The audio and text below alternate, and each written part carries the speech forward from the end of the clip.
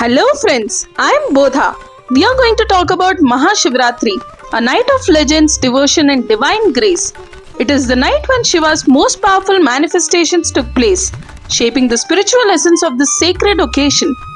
But what makes the night so special? What legendary events are tied to Mahashivaratri?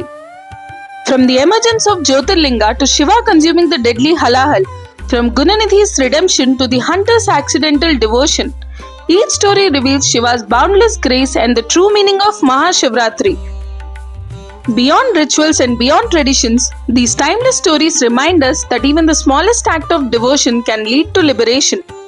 As we stay awake in Jagaran, let us uncover the powerful legends and significance of this divine night. Stay till the end and you'll never see Mahashivaratri the same way again. Let's start with the story of Jyotirlinga. Imagine a time when Brahma the creator and Vishnu the preserver stood against each other in an endless battle of supremacy. Who is the greatest? They asked. Who holds the ultimate power? Suddenly the cosmos trembled. A blinding pillar of fire, a Jyotirlinga, burst through the fabric of existence, stretching beyond the heavens and plunging deep into the earth. A divine voice echoed, "Find its beginning or end, and you shall be the supreme." Lord Vishnu transformed into Varaha, the mighty boar, and dived into the depths, searching for the base.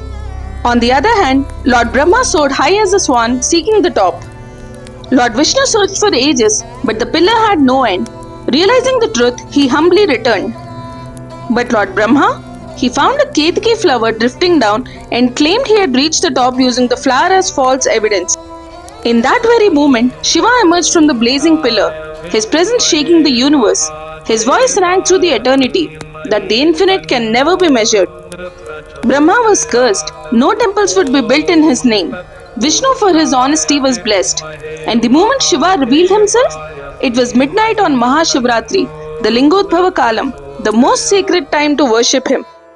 That very place where the Lingodbhavam happened is Arunachalam, and Arunagiri is said to be the manifestation of the Jyotirlingam itself. The next legend is the story of Halahal. Now, imagine a moment when the entire universe stood on the brink of destruction. During the great Samudra Manthan, as the Devas and Asuras churned the cosmic ocean, something terrifying surfaced. Not nectar, not treasure, but a deadly poison, Halahal. Its fumes alone could burn the existence to ashes. The gods panicked, the demons recoiled. Who could stop this catastrophe? At that moment, Shiva stepped forward. Without hesitation, he cupped the poison in his hands and drank it, all of it. The universe watched in silence as the venom spread through his body, threatening to consume even him. But before it could, Ma Parvati pressed her hand against his throat, holding the poison there, preventing it from spreading further. Shiva's throat turned deep blue, and from that moment he became Neelakantha, the one who absorbs all negativity to protect the world. Ma Parvati's divine form in this act became Tara Devi, the one who grants liberation. The next legend from Kashi Khandam proves that Shiva's grace knows no barriers, even for those who stray from the path of Dharma. Once upon a time, there lived a Brahmin named Yagnadatta who was well versed in Vedas.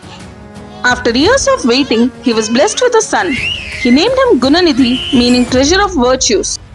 From the very childhood, he was taught Sandhya Vandanam and daily rituals. But as he grew, he lost interest in his studies and was drawn to gambling and reckless living. His mother, blinded by love, hid his misdeeds from his father.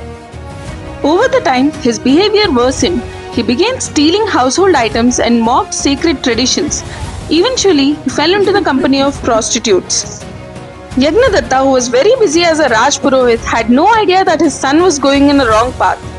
Whenever he would ask his wife, she would assure him that he was indeed Gunanidhi. One day, while Yagnadatta was in king's assembly, a dancer arrived, wearing a ring that belonged to the king. Suspicious, king questioned her. She revealed that it was gifted to her by someone who had visited her.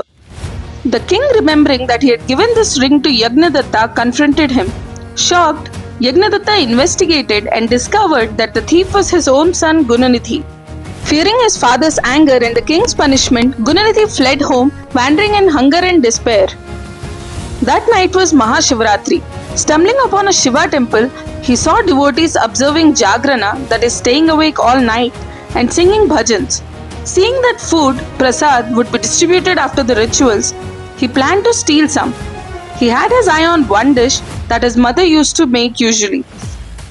He sat with the devotees waiting for the right moment to steal the dish.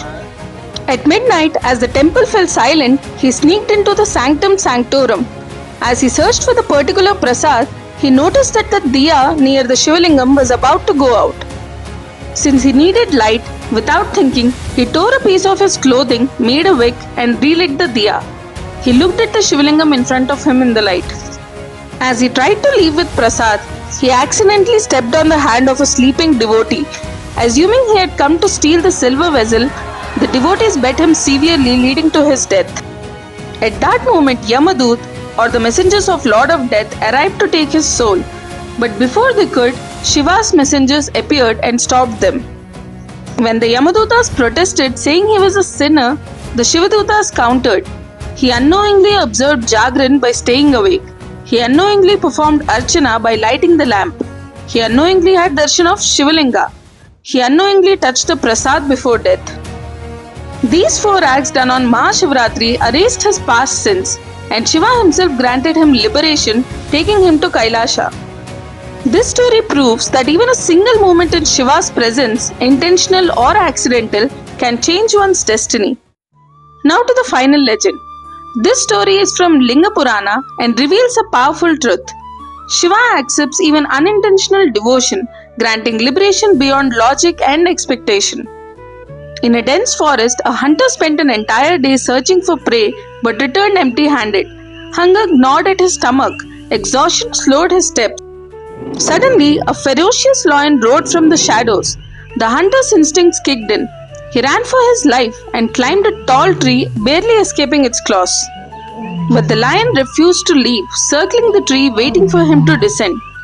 The hunter, now trapped, fought to stay awake, fearing that if he dozed off, death would be certain. He scolded Shiva for putting him in this situation.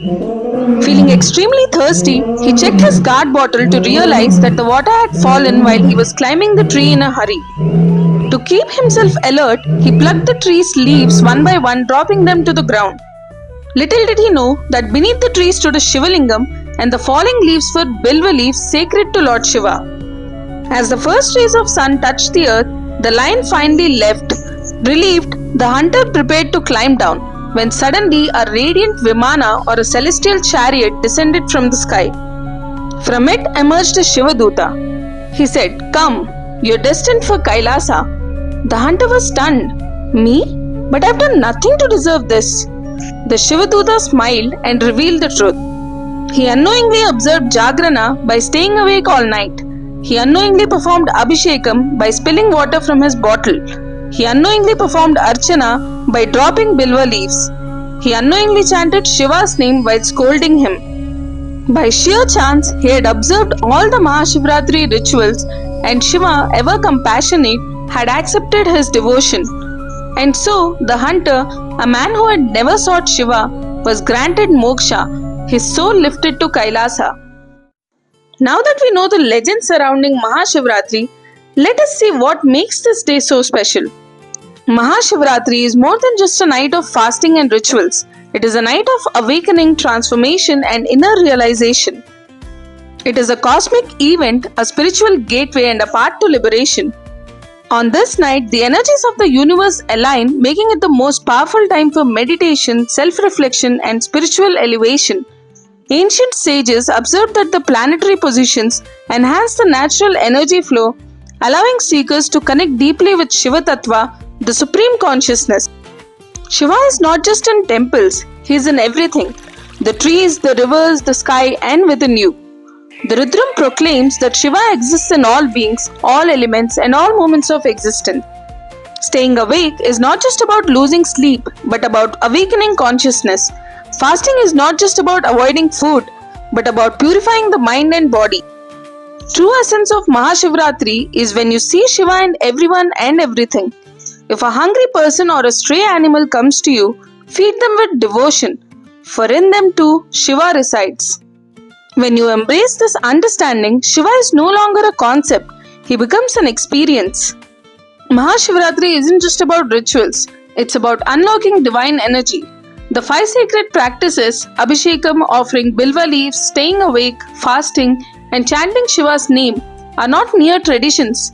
They are tools for cleansing karma, removing obstacles, and connecting with the divine. When performed with true devotion, they open the door to inner peace, wisdom, and liberation. The essence of the night is to remind us that Shiva is not just in temples, but within us and all around us. So, what aspect of Mahashivratri inspired you the most? Let us know in the comments below. If this journey resonated with you, like, share, and subscribe to Bodha Hoots for more such insightful content. Wishing you all a happy and transformative Mahashivratri. Har Har Mahadev.